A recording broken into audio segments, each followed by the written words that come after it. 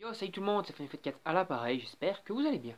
Aujourd'hui, on se retrouve pour la review de l'épisode numéro 4 de Radiant, donc de l'anime à Radiant basé sur le manga français Radiant, donc qui est fait par un studio japonais, mais c'est un manga français. Voilà tout ça. Donc c'était un épisode plutôt très intéressant. Alors il faut savoir que l'épisode est fait de façon presque totalement différente, c'est-à-dire qu'il y a 50% qui est fidèle au manga, 50% qui sont différents pour faire un épisode complet, alors qu'en fait le passage entre guillemets sur le vaisseau de l'Inquisition dans le manga dure qu'un petit chapitre d'une vingtaine de pages. Ici, ils ont fait ils ont sont arrangés quoi pour que ce chapitre, cet épisode fasse tout simplement un épisode entier et donc un peu agrandir ce qui se passe dans le manga, mais de façon assez intéressante. Parce qu'il y a un truc qui était un peu reproché à l'anime. Bon, moi je m'en fichais un peu, mais c'était reproché à l'anime, c'est qu'il y avait entre guillemets pas assez d'humour dans les premiers épisodes, alors que dans les premiers chapitres, dans le premier chapitre plutôt avec le combat contre le Ménésis, etc., c'était vraiment full humour. Et ici, donc dans le manga quoi, et ici donc pour rattraper un petit peu peut-être le fait et les critiques qu'ils ont eu, ils ont ajouté beaucoup d'humour dans cet épisode. Donc je sais pas si les épisodes sont tournés à la semaine entre guillemets, ou bien si ça y a des trucs qui ont été rajoutés qui n'étaient pas prévus à la base, ces trucs de rajouter autant d'humour quoi, et qu'ils ont peut-être un peu transformé du coup l'épisode qui était initialement prévu, qui était peut-être full sérieux comme les épisodes précédents. En tout cas si c'est le cas, c'est très intéressant et c'est surtout très cool de voir que le studio d'animation prend vraiment conscience des critiques qui leur sont formulées pour pouvoir améliorer son animé et ça c'est donc du coup très intéressant. Donc on en est arrivé donc maintenant à la fin à l'Artemis. Donc moi je vais vous faire déjà juste un petit speech là-dessus. C'est-à-dire en fait il y a 21 épisodes, hein.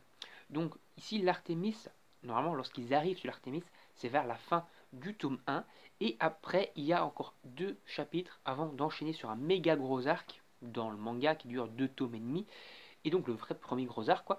Et donc je pense qu'on va arriver à ce vrai premier gros arc, à moins qu'on traîne pas mal sur l'Artemis, vers l'épisode tout au plus 8 ou 9.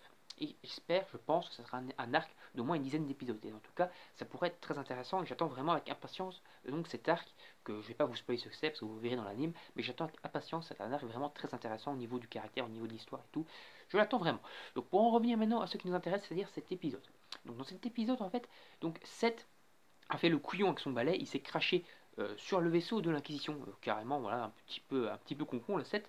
On se rend compte d'ailleurs par un petit flashback que Alma lui a expliqué où il devait se rendre, entre guillemets, pour pouvoir un peu prendre des indices sur le Radian, parce que 7 pensait à la base partir en mode touriste et tomber sur le Radian par hasard, donc voilà, complètement débile. Et donc elle lui dit de se rendre à l'Artémis et de faire attention, donc, de un à un chat jaune qui va se trouver sur l'Artémis, que cet Artémis est connu pour être un lieu qui ressemble des sorciers, et donc il pourra avoir des infos sur le Radiant à cet endroit-là.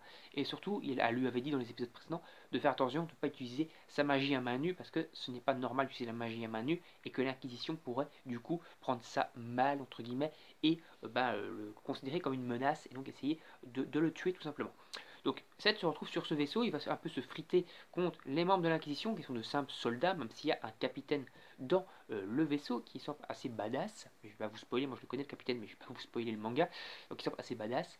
Et au final, Seth se fait finalement maîtriser après avoir quand même un petit peu résisté. Il finit en tôle avec une autre personne, une autre femme qui est également en prison qui s'appelle Mélie. Mélie qui est donc liée à Doc. Doc c'est qui? C'est tout simplement un sorcier qui fait en fait la chasse au cadavre de Ménésis. C'est-à-dire que lorsqu'un sorcier tue un Ménésis et qu'il laisse le cadavre sur place, lui il vient récupérer le cadavre, il va le revendre à bon prix sur l'Artémis. Et il fait équipe avec Mélie. Donc au final, après avoir pris son cadavre, il va se retrouver de nouveau pris entre guillemets en chasse par l'Inquisition, parce qu'ils devront repérer son vaisseau, et il va se faire griller par Mélie sur le fait qu'il capture les Ménésis, et donc il va se faire également enfermer avec eux.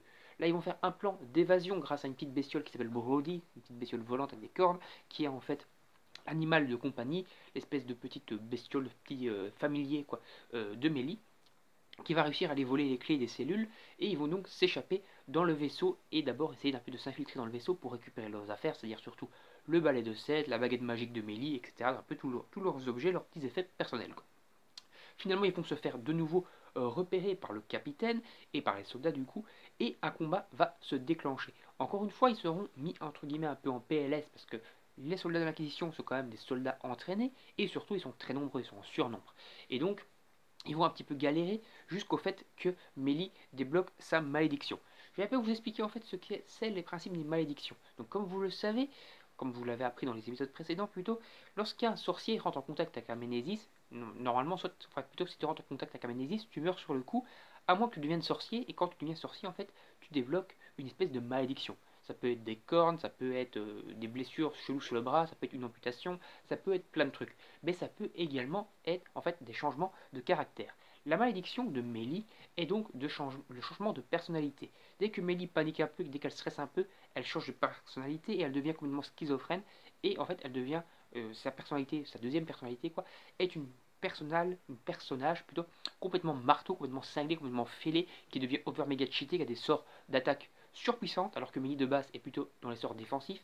Elle passe dans les sorts offensifs et elle est complètement déchaînée. Elle serait capable d'aller tuer des gens à l'appel, pour une limite même tuer son meilleur ami si elle le voudrait. Elle perd complètement les pédales, quoi. Donc du coup, lorsqu'elle débloque ses pouvoirs, elle parvient à récupérer sa baguette magique et elle commence à tirer à tir à la volée et à se débarrasser de quasiment tous les soldats avant d'être au final pris en joue par le capitaine inquisiteur, qui est donc un archer hors pair, qui parvient à la prendre en otage. Seth va donc intervenir, il va réussir à sauver Mélie et à carrément endommager complètement le vaisseau de l'Inquisition. Il n'aura pas vaincu donc le capitaine, mais il aura en tout cas réussi à l'empêcher de prendre Mélie en otage. Pendant le fait, profitant un peu de la panique que le vaisseau a été attaqué, ils vont réussir à se réemparer de tous leurs effets personnels, balais et compagnie, et surtout du vaisseau de Doc qui va leur permettre de filer de là où ils se trouvent. Ce vaisseau qui tenait le Ménésis, malheureusement, le Ménésis va tomber des pinces qui le tenaient lorsqu'ils vont s'enfuir avec le vaisseau et vont donc paumer, entre guillemets, ceux qui auraient pu leur apporter de l'argent, le gain de Doc, quoi, donc ça le fait un peu chier, et bon, au moins, ils ont réussi à s'enfuir. Ils se rendent du coup sur l'Artémis. Je n'ai pas fait attention s'il y avait cette phrase dans le manga, mais dans l'anime plutôt, j'ai oublié, en tout cas j'ai vraiment percuté là-dessus. Mais dans le manga, c'est bien précisé par le capitaine qu'il ne faut pas les poursuivre sur l'Artémis, parce que l'Artémis justement est peuplée énormément de sorciers, et que si l'Inquisition se ramène sur l'Artémis, ça risque de faire une guerre ouverte entre l'Inquisition et les sorciers, et donc il ne veut pas prendre ce risque-là, et il décide de partir pour aller faire son rapport au général de l'Inquisition. En tout cas c'est comme ça le manga, ici j'ai pas vraiment percuté si c'était comme ça. En tout cas, c'est la fin de cet épisode-ci, qui est donc plutôt très intéressant, un épisode full humour, full baston, avec un petit peu d'infiltration, petite réflexion, permet un petit peu de mettre en avant l'Inquisition, et on ne connaît pas encore vraiment leur motivation, on les comprendra un peu plus tard, surtout dans le gros arc que je vous parlais, mais donc on met en avant l'Inquisition, on met en avant le capitaine Draniev, qui est un capitaine très intéressant, et qui est d'ailleurs un de mes personnages préférés dans le manga. Sa introduction est un petit peu différente que dans le manga, mais il reste toujours assez fidèle à lui-même, et en tout cas donc il est bien respecté, et ça me fait plaisir. D'ailleurs Doc est respecté également, avec son caractère un petit peu lâche, et ça fait plaisir également. Quant à Mélie, elle est également très très respectée, avec son caractère qui fait vraiment lunch de Dragon Ball. D'ailleurs Tony Valland a confirmé que pour Ryan, il s'était inspiré de tous les mangas qui avaient bercé son enfance, One Piece, où il est très fan, Dragon Ball surtout également. Donc pour ma part, Mélie quoi, est très inspirée de Lunch, et donc ça fait énormément plaisir à voir tous ces petits clins d'œil au manga, au peu du fan service, ou vraiment au manga classique, et ça c'est très cool. Donc voilà, encore un très bon épisode, très bien animé, très bonne musique, pas mal d'humour placé au bon moment. C'était franchement un très bon épisode, pour ma part l'un des meilleurs pour l'instant dans les 4 qu'on a eu. C'est pour ma part celui-ci qui respecte le mieux le manga Radiant, en tout cas ça fait donc du coup plaisir. Donc voilà, on s'attend à l'épisode de la semaine prochaine avec impatience. On va enfin arriver sur l'Artémis. L'Artémis qui est également un petit arc, qui fait je crois 3 tomes, 3 chapitres dans le manga. À mon avis ici il va faire 3 chapitres, 3 épisodes également. C'est pour ça que je pense que vers l'épisode 8 on sera dans l'arc que j'attends, qui sera à mon avis l'arc principal de cette saison 1.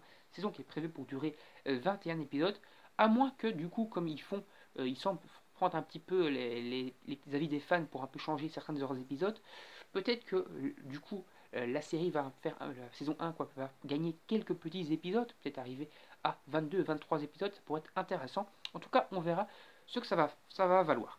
Donc donnez votre avis en commentaire sur cet épisode, également sur ma vidéo en règle générale. N'hésitez pas à partager la vidéo sur vos réseaux sociaux, bien sûr à vous abonner à la chaîne et à liker la vidéo bien entendu. Et également si vous vous abonnez à la chaîne, n'oubliez pas d'activer la petite cloche pour recevoir les notifications sur les prochaines vidéos.